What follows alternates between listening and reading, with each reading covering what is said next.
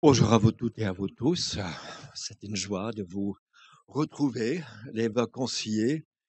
Quelqu'un m'a dit que j'avais bonne mine ce matin. J'ai assuré que c'est peut-être la crème de visage parce qu'il n'y avait pas trop de vacances ni de soleil. Mais bon, euh, on sort d'un moment post de Covid, confinement. Je ne vous apprends pas grand-chose, mais euh, Schulz, il avait dit bien des années avant, j'aime l'humanité, c'est les gens que je ne peux supporter. Et pour regarder un peu les médias, je constate que pour certains encore, ça reste. Pour revenir et retrouver la sociabilité, les amis, pas évident. On reste un peu confiné chez soi. Un sondage IFOP même a dit que 70% des Français considèrent que c'est un problème important, la solitude. Ou encore, que pour ceux qui se sentent seuls, ils ont le plus grand sentiment d'être malheureux. Donc, pourquoi a-t-on donc besoin d'amis? Pourquoi faut-il euh, s'investir émotionnellement? Pourquoi rompre avec nos habitudes du confinement? Jésus a dit, comme une traduction, comme le Père et moi avons été éternellement amis, alors je me lie d'amitié avec vous. C'est-à-dire qu'avant que rien n'existe, l'amitié existe. L'Éternel, Dieu, était ami avec son Fils et l'Esprit, et ils s'aimaient, ils s'appréciaient, ils étaient dans la présence de l'un et de l'autre depuis l'éternité, avant que quoi que ce soit n'existe. Et c'est pourquoi donc l'amitié, ou la solitude plutôt, est une épreuve cosmique, difficile. Parce que nous qui sommes créés à l'image de Dieu sommes faits pour vivre et être aimés. J'aime le chocolat, j'aime ma femme, j'aime ma chatte et j'aime mes vacances. Parfois, c'est un peu un mélange. Il n'y a pas de relief, pas de profondeur de champ. Et C.S. Lewis, un Anglais, a écrit un livre qui s'appelle Les Quatre Amours, où il dit qu'il y a l'affection familiale, l'affection pour ce qui nous est familier, notre groupe d'appartenance, on s'y retrouve. Il y a l'amour aussi romantique, sexuel dans le mariage. Il y a l'amour divin et aussi l'amitié. Or, il dit que les deux premiers, l'affection familiale ou ce qui nous est familier, est poussée. On reçoit un coup de fil, quand les tatins s'arrivent à la maison, on les embrasse, on est là. On envoie les enfants à l'école, ils trouvent le groupe social. L'amour romantique dans le mariage est aussi poussé par l'effet biologique. Il reste encore l'amour divin, mais il dit que pour lui, l'amour le plus humain, c'est l'amitié, parce que c'est libre. C'est pas poussé par une contrainte, quelque chose, un incitant émotionnel ou collectif ou biologique.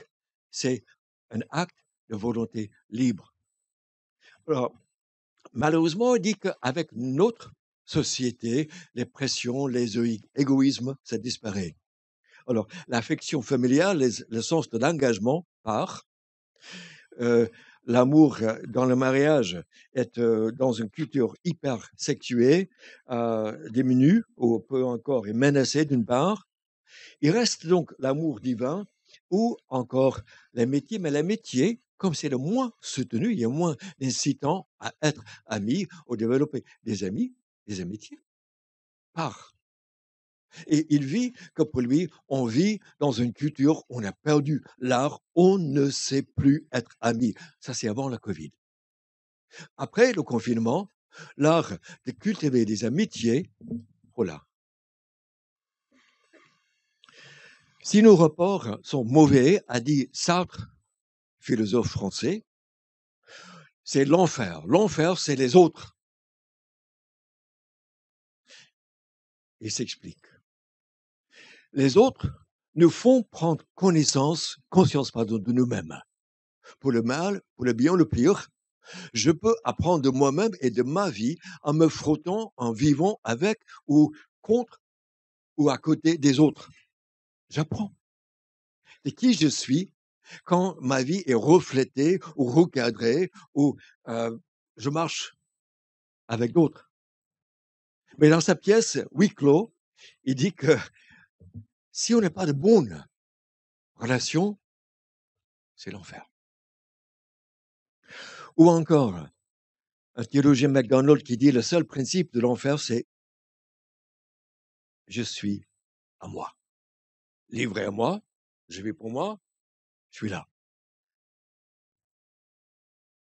Il y a l'espoir dans tout cela pour nous en faire sortir. Dieu dit, Dieu nous a aimés, Dieu a tant aimé, je vous ai aimé, pas de plus grand amour que de donner votre vie pour vos amis. Dieu prouve son amour envers nous. Et quand on lit la suite, les contextes, Dieu nous a aimés et il nous a expié nos péchés lui-même, nos injustices qu'on lui devait. Dieu a tant aimé le monde qu'il a donné son Fils pour nous, tel que nous sommes un monde rebelle ou incrédule. Je vous ai aimé comme mon Père m'a aimé. Oh, l'amour éternel de Dieu.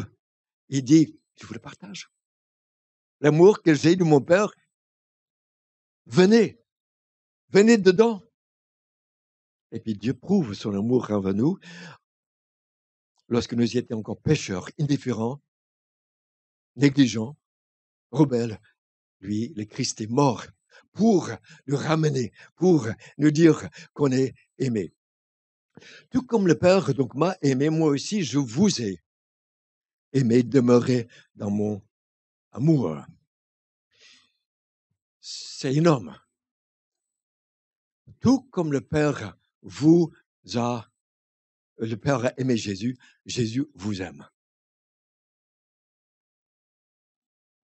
Il donne sa vie, il a place, volontiers, pour vous dire que vous êtes aimé comme, il dit, lui a été aimé éternellement, sans faille. Il vous aime. Merci Ariane. On peut faire une petite lecture.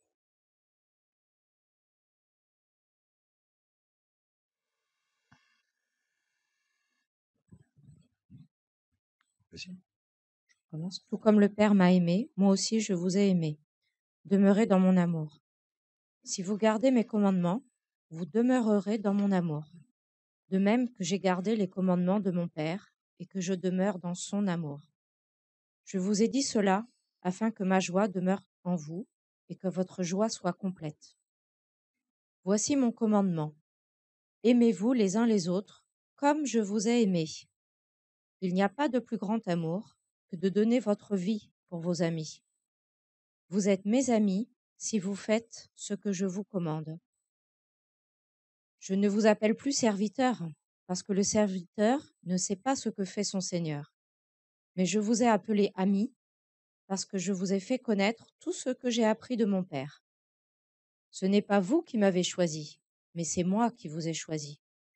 Et je vous ai établi afin que vous alliez, que vous portiez du fruit, et que votre fruit demeure. Alors, ce que vous demanderez au Père en mon nom, il vous le donnera. Ce que je vous commande, c'est de vous aimer les uns les autres. Merci.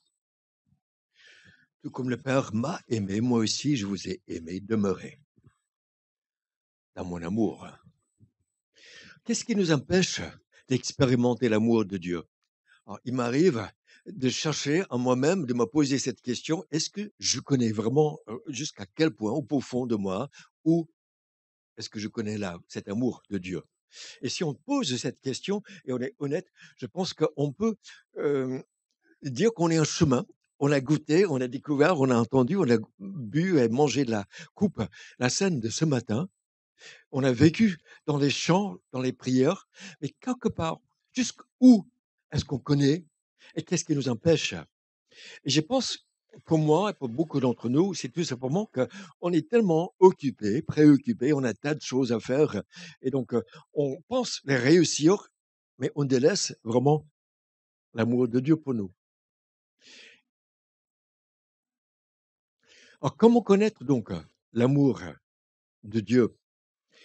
J'aimerais, parmi d'autres histoires, il y en a des milliards, vous raconter l'histoire de John Wesley, qui était un prédicateur, parti en voyage pour prêcher l'évangile. En voyage, en janvier, mois de janvier, il, il passe par presque naufrage. La voile la plus grande se déchire, le bateau commence à tanguer et les ponts sont recouverts d'eau. Or, il descend et il entend des cris et des pleurs des Anglais. Alors, lui-même, il est anglais et il passe à côté. Il y a un groupe calme qui chante un cantique. Vous n'avez pas peur? Non. Vous n'avez pas peur pour vos femmes, pour vos enfants? Non. Il était extrêmement bluffé. Il se retourne vers l'autre groupe qui est déchiré avec des hurlements, les cris, des pleurs, avec le calme paisible et pacifique de ce groupe de croyants qui chantaient. Il a constaté dans son journal, j'ai vu là une différence entre le craignant Dieu et ceux qui ne le craignent pas. Mais pour lui, c'était pas son lot. Son cœur faisait partie des Anglais qui hurlaient et qui criaient. Tu es où, Dieu? 2 ans plus tard, il est entré par hasard dans une petite église. Et quand on raconte le changement que le Christ a opéré dans sa vie, et on a lu la préface de l'épître de Paul aux Romains, et son cœur est réchauffé. Il y a quelque chose dans ce témoignage et dans ce récit qui commence à lui pénétrer dans sa vie et dans son cœur. Et il raconte, j'ai senti que j'avais confiance en Christ, Christ seul, pour le salut, et une assurance m'a été donnée qu'il avait enlevé mes péchés, même les miens. Est-ce votre cas? Et jusqu'à ce qu'on entre, peut-être qu'on est même prédicateur de l'évangile comme Wesley, mais jusqu'à ce qu'on entre dans cette conviction personnelle que Dieu est là, c'est pas il a aimé le monde. Et moi, alors? C'est aussi, il est mort pour moi et pour mes péchés. Nous avons connu l'amour de Christ a donné sa vie pour nous. Et ce nous, est-ce le nous, est-ce moi? Est-ce que tu sais que Christ a donné sa vie pour toi, qui t'a aimé à ce point, qu'il n'y a rien, aucune barrière, rien, aucune surprise morale, aucun échec, mais que ce Christ a donné sa vie et sur la croix, il a tout pris. Et il vous aime, il nous aime. Alors, je pense, il m'aime pas, il m'aime pas, je ne sais pas, est-ce qu'il m'aime? Et je crois qu'il faut être très, très clair dans notre âme et conscience de se savoir aimer de Dieu. Richement, imperturbablement, complètement aimé. Et de nous prêcher l'évangile à nous-mêmes, d'abord, jusqu'à ce que ça entre vraiment, vraiment, et qu'on se sait aimer. Pas pour qui nous sommes, mais parce qu'il t'aime. C'est son choix libre sur toi pour t'aimer. Pour expliquer ça et pour l'approprier personnellement, 3 choses dans Jean 15 que j'aimerais partager avec vous avec le temps qui est alloué. Je vous appelle ami. on entre dans le cercle de l'amitié depuis l'éternité. Il veut nous faire entrer. Je vous appelle amis. Si, première chose, vous vous aimez les uns les autres, parce que, de deux, je vous ai fait connaître tout ce que j'ai appris de mon Père. Et de trois, je vous ai choisi afin que vous alliez et vous portiez du fruit. Donc, amis, le si, parce que en aimant les uns les autres, le Christ est là. Et puisque le Christ est là, il déverse son amour pour d'autres à travers de nos vies. C'est le Christ, c'est pas nous, c'est le Christ mort pour les péchés du monde, pour notre prochain, qui les connaît et en nous, il les aime. Donc, aimez-vous les uns les autres. Et si vous vous aimez les uns les autres, vous êtes son ami parce qu'il est présent. De deux, parce que je vous ai fait connaître tout ce que j'ai pris de mon Père. Auprès du Père, la richesse de la beauté, de la majesté d'un Dieu créateur et rédempteur. Et Jésus le sait. Ils ont discuté, préparé, travaillé ensemble. Et puis, Jésus dit, j'aimerais que vous le sachiez. J'aimerais que toute cette richesse de l'amour de Dieu sur la croix et son plan de rédemption préparé en Abraham et Moïse et les prophètes, accompli en Christ et les apôtres, il veut que vous les sachiez, il veut que vous les appropriez, il veut que vous soyez ses amis qui connaissent à fond ce qu'il est et ce qu'il est venu faire et vivre. Et vous invite, et nous invite en amis à l'approprier, à savoir, mais qu'est-ce qui a fait battre son cœur, aller à la croix, enseigner les disciples et ressusciter, marcher avec eux. Il faut qu'on le sache, il faut qu'on le partage. Et de trois, je vous ai choisi afin que vous alliez porter du fruit. Donc son choix sur toi, c'est parce qu'il a un projet et tu es unique et t'équipe et te donne des dons et veut que tu viviez avec lui dans cet amour. Il veut que vous soyez vraiment l'ami de Jésus-Christ qui devient représentant de tout ce qu'il est.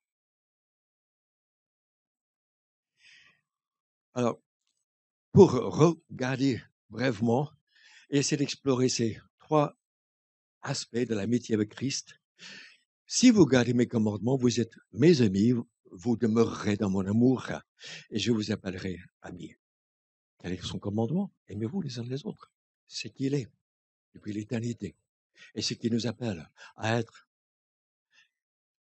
Donc, au centre, c'est l'amour, mais on le saura, on le connaîtra, on l'expérimentera, et ça rejoint notre vécu, que si on aime. Et si on aime notre prochain, et on essaie d'aimer son prochain, c'est là où on fait appel à ce Christ, pour que lui-même, il vienne, il aime à travers de nous, et on expérimente le Christ à travers de nous, et aussi on a aussi cette chance d'être en communauté, aussi de voir l'amour des uns et des autres, de voir ceux qui veulent encourager par les chants ou par les présidences ou par le service. Aimez-vous les uns les autres et vous êtes ses amis et vous verrez son amour et vous expérimenterez son amour parce que le Christ aimera à travers de nous.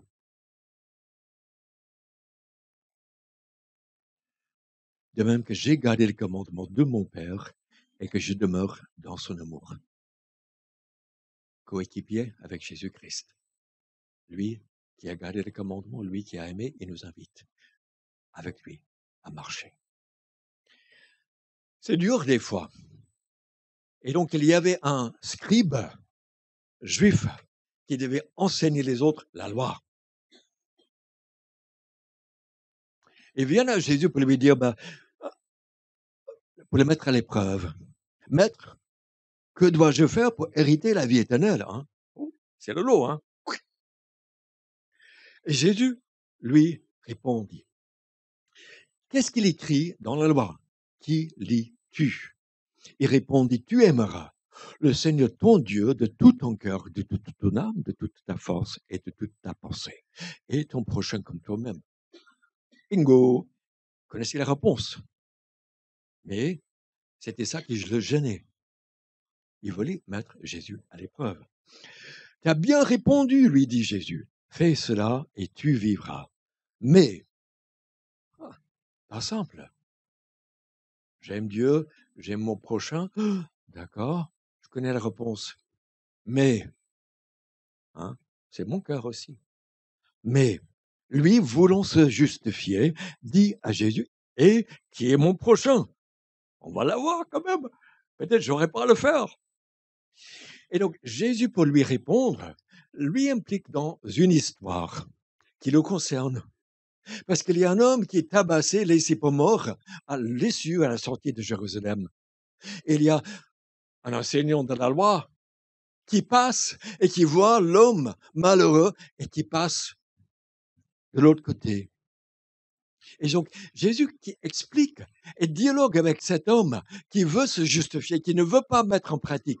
Et Jésus vient pour l'encontrer et pour discuter et pour le mettre même dans son histoire.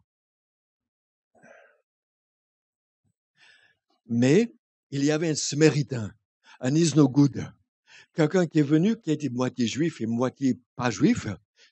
Et donc, c'est lui, c'est pas l'enseignant de la loi, qui le prend et qui l'amène à l'hôtellerie et guérit ses plaies. Va et agit de même. Nos cœurs sont durs, mais Jésus discute avec nous. Donc, avec nos complications, avec nos difficultés, avec nos lenteurs, nos duretés de cœur, demande-lui secours. Le christianisme n'est pas pour les gens qui sont bons. Le christianisme, et suivre le Christ n'est pas pour les gens qui ont tout compris. Le christianisme est pour les gens qui disent, Jésus-Christ, j'ai désespérément besoin de toi parce que, comme le maître de la loi, je ne peux pas. Aide-moi. Vis à travers de moi. Toi qui es amour, viens. Aide-moi à aimer mon prochain. La Bible dit, et Jésus lui-même, il n'y a pas de plus grand amour que de donner votre vie pour vos amis. Donc, il y avait une femme, plutôt un couple, qui dans la cuisine, et le monsieur dit, ma chérie, je t'aime, tu sais, je mourrai pour toi. Et la femme lui répond, ça ne sera pas nécessaire, mais est-ce que tu peux prendre la serviette et m'aider à essuyer la vaisselle? Alors, souvent, c'est pas à donner notre vie sur la croix, mais les petites choses, ce qu'on a à faire au quotidien, qui nous reste à faire. Qu'est-ce qu'on a en temps, ou en argent, ou en énergie pour aimer son prochain? Là où nous sommes. Ça semble un peu bougre, ça semble un peu difficile, ça semble un peu nous compliquer la vie. Et Jésus dit tout de suite après, je vous dis ces choses afin que ma joie soit en vous et que votre joie soit pleine. Le monde nous dit, vis pour toi, éclate-toi, fais comme tu veux quand tu le veux. Et Jésus dit, ça c'est vraiment, vraiment superficiel, tu seras vraiment, vraiment satisfait. Tu ne vas pas monter très loin avec ça. Au contraire, je t'appelle à me suivre, à t'oublier pour aimer ton prochain. Et je te donnerai ma joie, même quand c'est compliqué.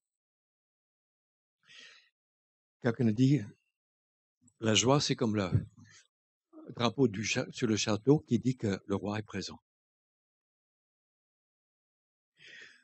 Je vous appelle ami, et si vous gardez mes commandements, pour essayer de comprendre encore, nous cherchons à savoir comment connaître cet amour et comment vivre dans cet amour. Je prie, l'apôtre Paul dit, pour que vous soyez fondés dans l'amour, pour être capable de le comprendre avec tous les saints. C'est dans une communauté qu'on apprend. Pas toujours simple, mais tout seul. Il dit, vous ne comprendrez pas. Vous serez ni confronté à vos propres limites, à vos pas encore, alors que votre voisin, votre prochain, votre frère ou sœur peuvent vous aider, peuvent parfois vous montrer, peuvent parfois supporter dans l'amour, peuvent parfois nous reprendre. L'amour de Christ qui surpasse toute connaissance.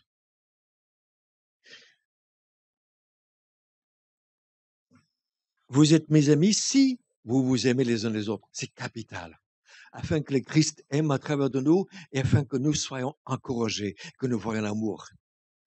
Et puis Jésus explique c'est quoi l'amitié qu'il demande, qu'il offre. Je vous appelle ami parce que je vous ai fait connaître tout ce que j'ai pris de mon Père. Oh, il est à table. C'est la scène. Il rompt le pain, il donne la coupe, et c'est lui-même, il avait dit à maintes reprises, il donne sa vie pour ses amis. Il les a aimés jusqu'au bout.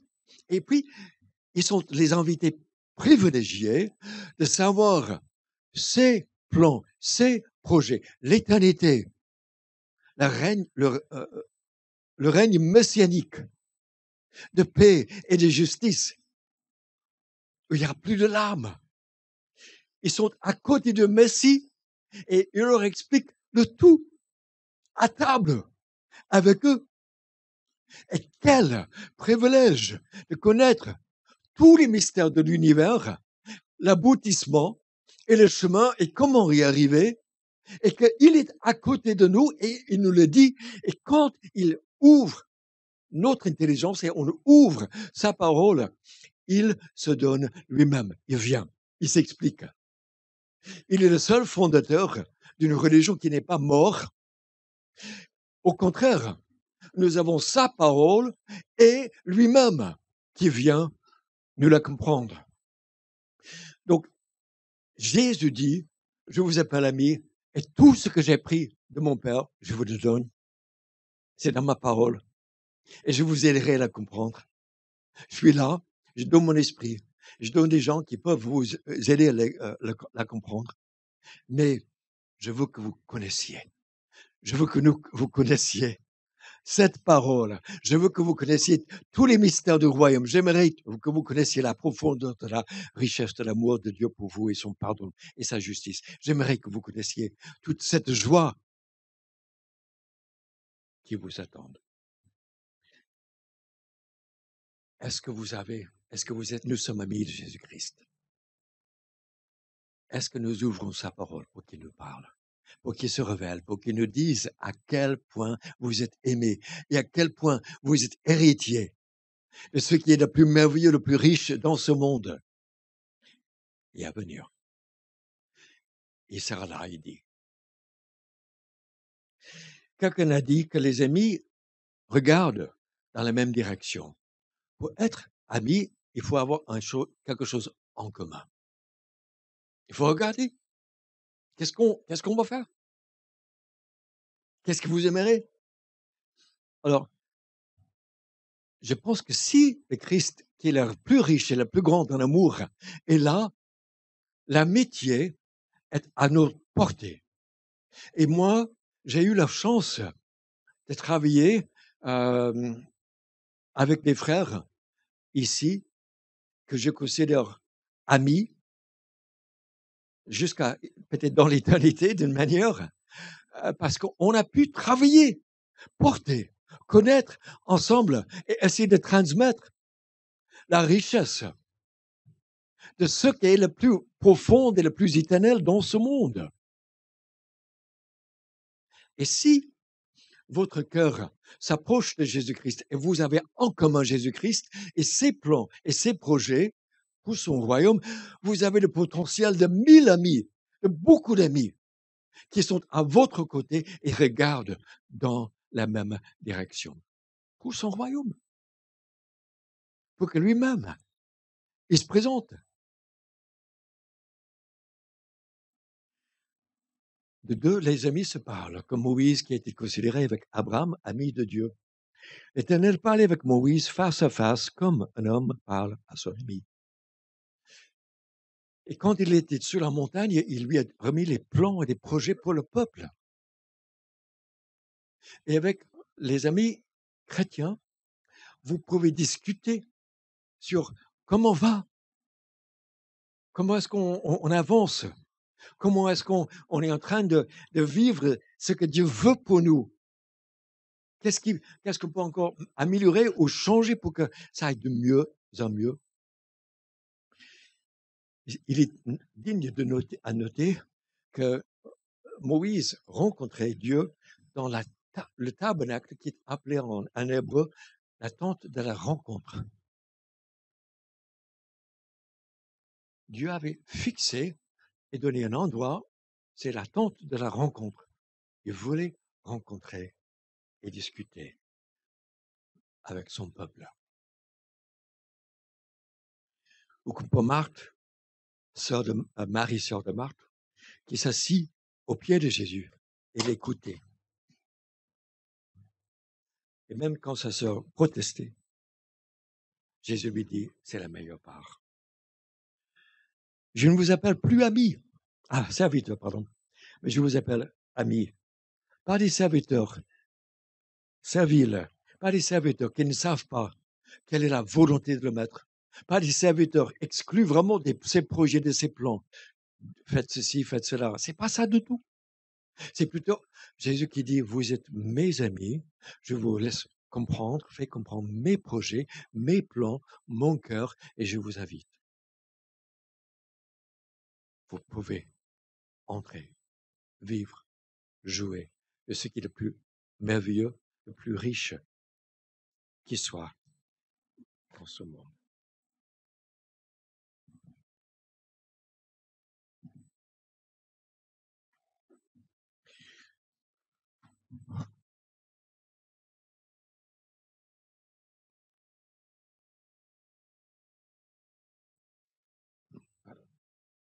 Et de dire, je vous ai choisi afin que vous alliez porter beaucoup de fruits. C'est pas nous qui l'avons choisi, Jésus dit, c'est lui-même qui nous a choisis. Mais ce qui est intéressant et digne encore de noter dans ce mot, il nous a choisis afin que. C'est pas simplement je vous ai choisi et c'est fait. Il dit, je vous ai choisi afin que. Il y a un projet, un but. Et quand il vous choisit, il vous donne un don. Il vous donne des capacités. Il vous équipe pour apporter, pour vivre la richesse de son cœur et de son plan et de ses projets. Il vous a choisi pour participer, pas passivement, mais activement, pas en tant que spectateur, mais en tant que chrétien, petit Christ, son ami, qui le représente là où il va, en nous. Il nous a choisis. Il a choisi Moïse pour libérer un peuple. Il a choisi Abraham comme ami, pour être une source de bénédiction à toute la terre. Il a choisi des apôtres pour aller commencer à enseigner sa parole partout.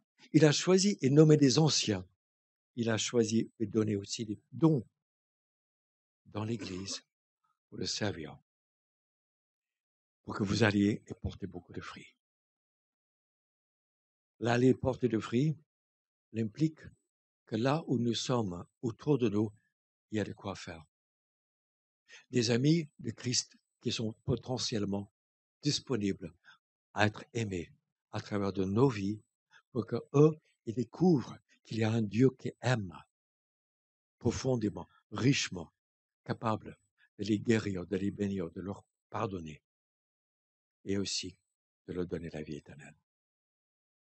Et donc, il nous inclut. Et si nous nous aimons les uns les autres, et si nous nous assoyons avec Jésus pour apprendre de lui et apprendre de son cœur, nous vivrons, nous croîtrons, nous connaîtrons la profonde de la richesse de son amour pour nous et pour le monde. Et aussi, vous serez équipés. Nous serons équipés à être ses amis, à le représenter dans un monde qui veut encore aimer. Il nous a transformés, des rebelles, des indifférents, à être des amis. Il veut que nous vivions pleinement et richement cette amitié de Christ avec nous, les uns avec les autres, en nous aimant les uns les autres, et puis aussi où qu'on soit, pour que lui-même il aime à à travers de nous. Est-ce simple? Non. Peut-on le faire tout seul? Non, absolument pas. Est-ce qu'on peut le faire par nos propres forces? Non. Jésus a dit, tout ce que vous demanderez à mon nom, même contexte, Dieu le Père donnera. On dépend absolument de lui. Je vous invite à 2 temps de prière. D'abord, j'aimerais prier et puis après, j'aimerais qu'on prie pour ceux et celles qui ont des responsabilités anciens ou diacres, diaconesses dans l'Église, parce qu'ils sont appelés à être des amis qui apprennent à être des amis, à faire des amis pour Jésus-Christ. Donc, déjà, j'aimerais prier, puis à tout à l'heure, dans un instant plus tôt, on va prier pour nos frères, chers frères et sœurs. Père éternel, je ne sais pas comment répondre à Jésus-Christ. Un tel amour, comment puis-je vraiment jamais répondre? Et pourtant, même mes petits efforts ou pas balbutiants ou trébuchants, je pense, prends plaisir. Et Seigneur, tu veux que chacun d'entre nous soit un ami, une amie ce matin de Jésus-Christ. Il nous offre son cœur, sa parole, ses projets, ses plans. Il est mort afin que nous entrions dans cette amitié éternelle avec le Père qui ne s'arrêtera jamais, mais qui croîtra pour l'éternité. Et il veut nous apprendre les uns avec les autres à nous aimer. Et Père, fortifie-nous, déverse ta grâce, la présence de Jésus-Christ sur nous, et monde de ce qui n'est pas, ce qui empêche, pour connaître ton amour. Et puis, Père, aide-nous aussi à être des serviteurs qui sont tes amis pour aller et aimer et être comme le Christ pour ce monde. Au nom de Jésus, nous te prions. Amen.